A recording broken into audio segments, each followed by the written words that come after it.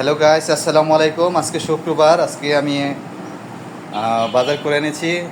আদরি, দেখো তো বাজার কি কি এনেছি, একটু বের করো তো।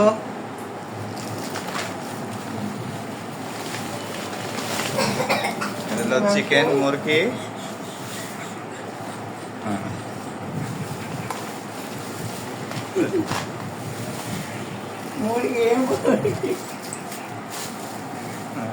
মুরগি 2 পোটলা, পেঁয়াজ পেঁয়াজ পেঁয়াজ,